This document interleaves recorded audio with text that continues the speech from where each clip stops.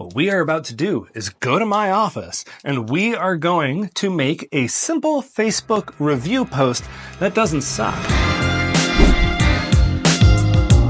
Okay, so one of the things that I see a lot of people doing is taking their reviews and blasting them on Facebook, which makes a lot of sense, but a lot of you aren't doing it in a way that actually provides compelling communication. There's a difference between being compelling and being there. Now, anytime that you work on being compelling, you end up pushing your business further because you're fun to pay attention to. So let's get going. Okay, so my computer is over here, and occasionally you're gonna see what I see. Slide by slide, here's the first thing we need to look at. This is what a lot of you are doing.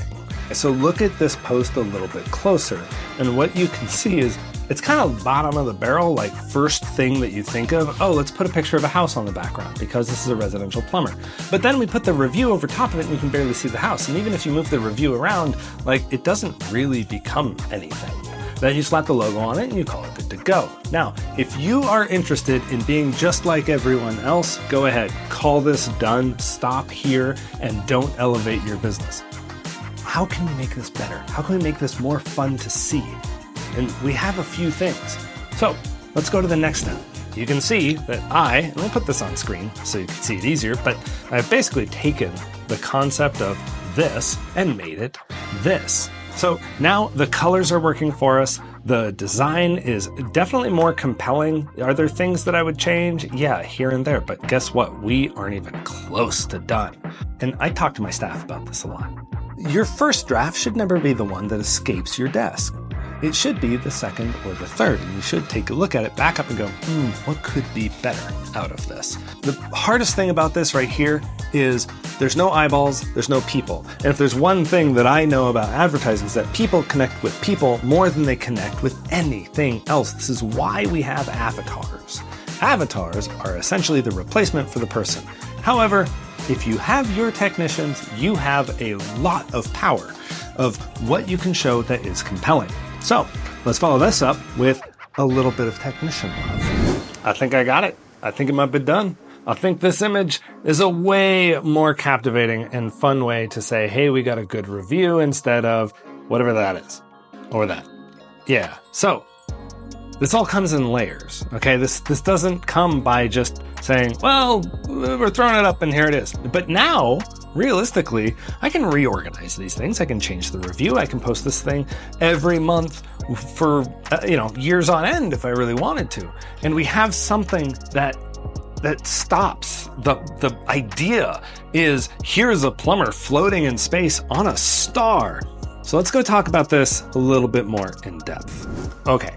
So the way that you communicate is important. In today's market, if you truly want to be a company of note, you have to be doing things that other people don't. And the work that you just saw me do is now done, and nobody else in your market is likely doing that kind of work.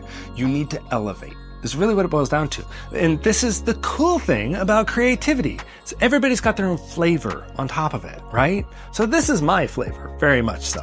But now it's a tone. And it's a tone for the business. It's a tone for our clients because we'll reskin this for other clients down the road. But it also is a tone that stops the scroll. Your biggest enemy on social media is the thumb. So what you need to say needs to hit people in the face as best as it can. And this is an example of that. And is it perfect? No, I could pick this thing apart just like I could pick apart anything out there. But it's a step forward. And this brings me to another point about marketing. When you're doing your marketing, you're going to have things that just like seem to pop off really well. And you're going to have things that just kind of like linger. And that's okay. All of that is okay.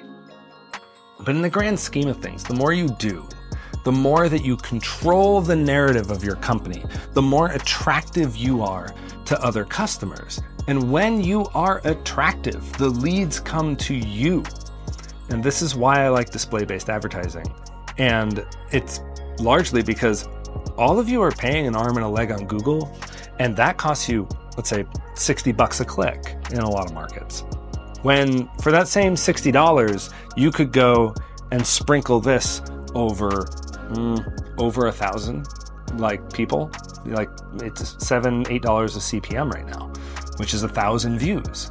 So when you're think of it this way, when your competition is paying $60 for one person, you could pay $60 for 6,000 people to see the same thing, right?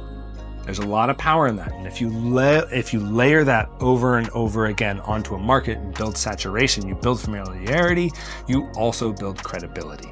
Not enough people are leveraging mass communication in ways that they should. And this is where old school Tyler goes back to, remember television and radio, and when those things hit well, turns out the human behavior behind why you did those, it's still there. But you just need to capitalize on it. And then you won't fight for the leads. Instead, you become the attractant. You are interesting enough to stop the scroll. You are interesting enough to be the one that people choose first. Anyway, I hope this was fun. I enjoy making ads, obviously. If you want to find out more about me, go to tylerwilliams.net, and there's plenty of information there. So, let's all get back to work.